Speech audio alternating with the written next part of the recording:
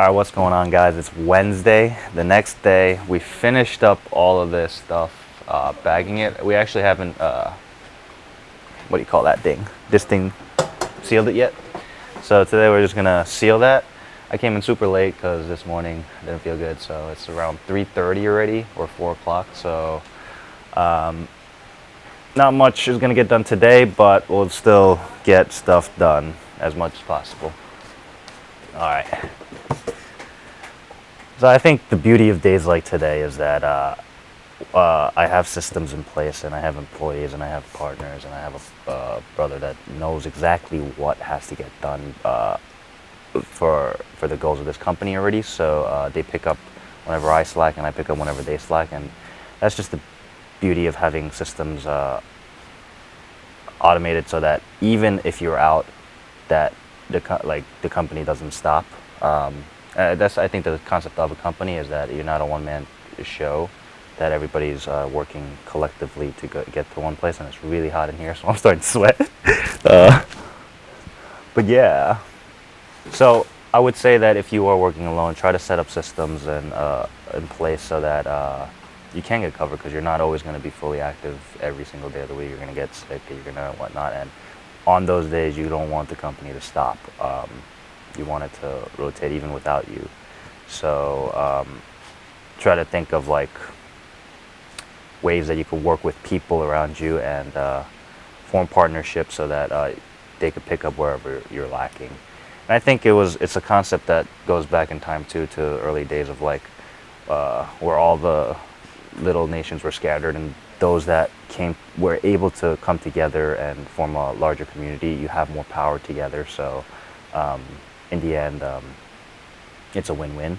The main problem is that most people don't get along, and as long as you could find a way to get along, I think you are more powerful together. So try to form a community, or try to form partnerships with the people around you, with either your family or your friends. Although people say don't ever get in business with them, if you have no option, I still think it's better to come together to start something, because you have a lot more power than you yourself.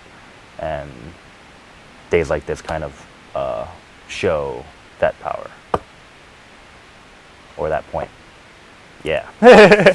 So all of this here is the pink type of clay that we bought. These are like quite expensive. I think it was like $15 just to buy cost for us. These are all done, ready to go. I think we just need to print a sticker out. Mom's working on the energy drinks, and if you come over here,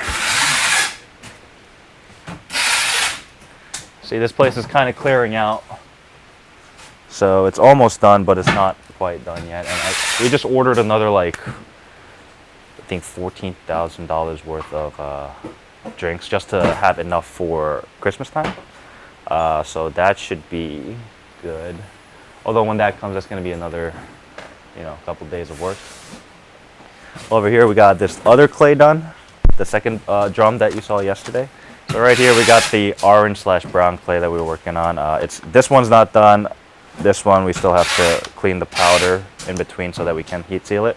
Because if there's powder in between, you cannot heat seal it, because there's stuff in between when you're heating it. But yeah, all these candies are done. They just need to be boxed and shipped in. So we're gonna pallet all of this together. Actually, these and the drinks together, because those are going to a different account. So these candies and drinks will pallet all together and then ship those in. And yeah.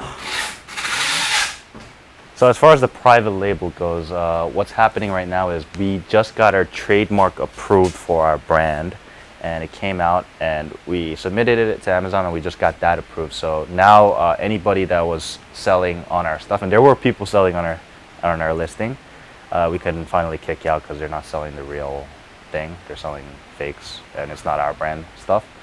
So we just submitted those, as well as for the products that we're working on. We're using Fiverr for a lot of the, designing stuff, and designing the designers.